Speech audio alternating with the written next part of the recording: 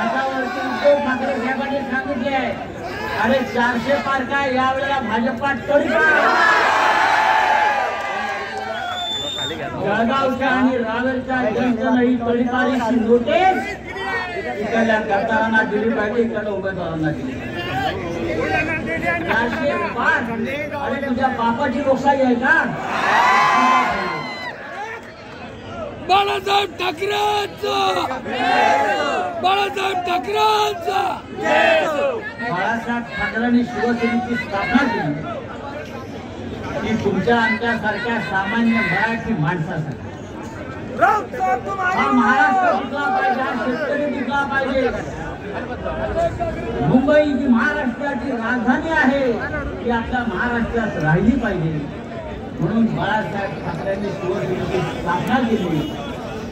पण या नरेंद्र मोदी आणि अमित शहाला आपली मुंबई गुजरातला पळवायची आहे आणि म्हणून त्यांनी शिवसेना कोणली हे आपल्याला होऊ द्यायचं.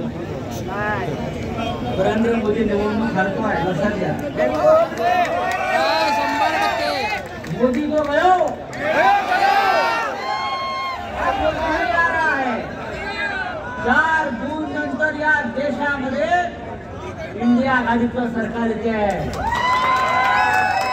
आणि मग हे जे खोकेवाले आहेत त्यांच्या खोक्याचा हिशोब शांतपणे करा. आम्हाला जेलमध्ये टाकलं. ज्या जेलमध्ये आम्ही होतो ती जेल आता तुमच्यासाठी असते.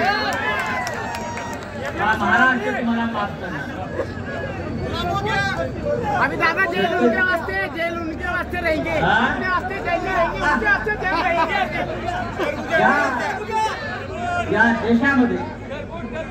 या देशामध्ये नरेंद्र मोदी वणवण फिरतात.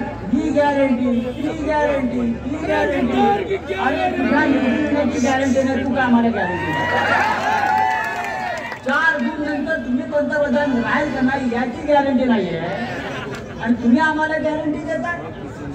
गेल्या 10 वर्षामध्ये आपण ती गॅरंटी दिली त्याचं काय झालं ते आधी सांगा.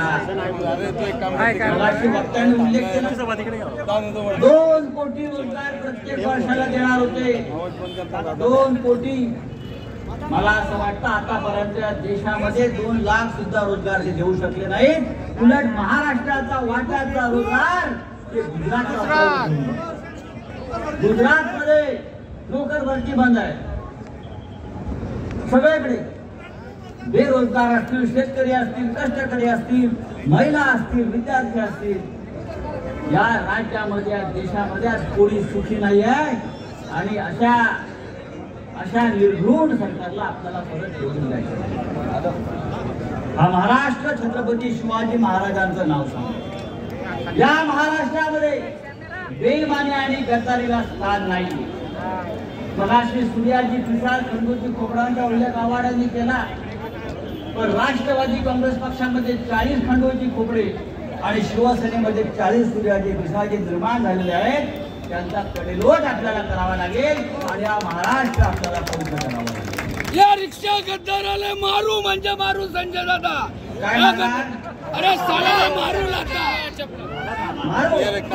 4 जून नंतर या गद्दारांना रस्त्यावर फिरणं मुश्किल होईल.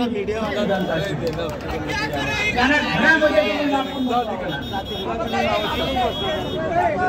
याचा इतकं सांगितलं गद्दारांना क्षमा नाही. आज मध्ये पाठवायचं आहे. मगाशी जयंतरावांनी सांगितलं आपण अनेक वर्ष इथे भारतीय जनता पक्षाला निवडून देतो.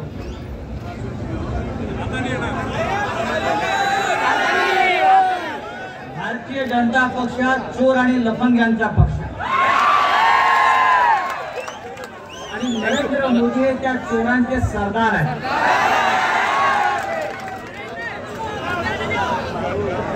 मगाशी उल्लेख केला भारतीय जनता पक्ष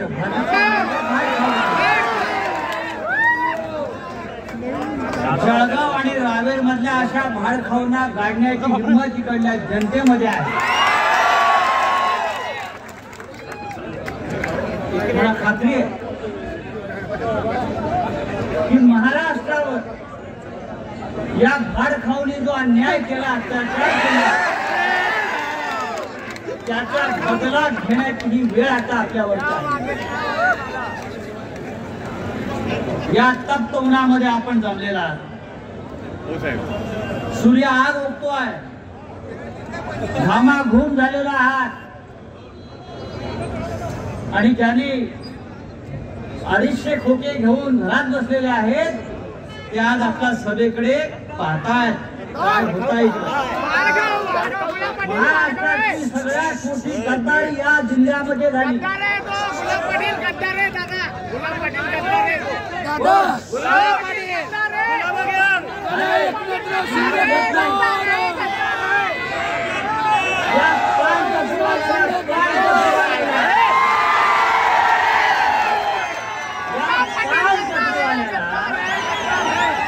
बाळासाहेब ठाकरेंनी आमदार केला, मंत्री केला,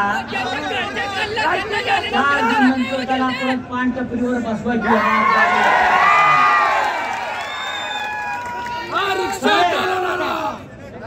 आणि म्हणून जळगाव आणि रावेर या दोन्ही लोकसभा मतदारसंघामध्ये आपल्याला निष्ठावंतांची ताकद काय आहे हे दाखवून देण्याची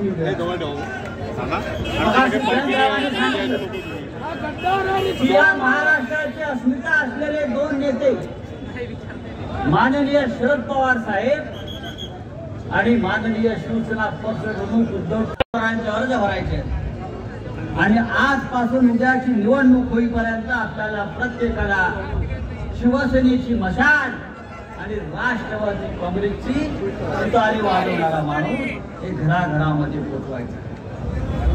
मशाल हे क्रांतीचं प्रतीक आहे आणि तुतारी हे युद्धाचं प्रतीक आहे. महाराष्ट्रामध्ये युद्ध सुरू झालेलं आहे आणि युद्ध महाविकास आघाडी जिंकायचं राहणार नाही एवढंच मी सांगतो.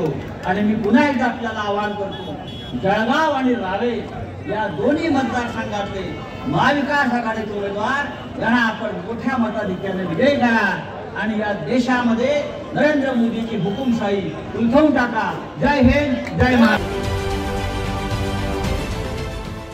देश विदेशातील प्रत्येक घडामोडींचे लाईव्ह अपडेट मिळवण्यासाठी आता साम टीव्हीच्या सर्व सोशल मीडिया प्लॅटफॉर्मला लाईक, फॉलो आणि सबस्क्राईब करा. तसंच सर्व नोटिफिकेशनसाठी बेल आयकॉन प्रेस करायला विसरू नका.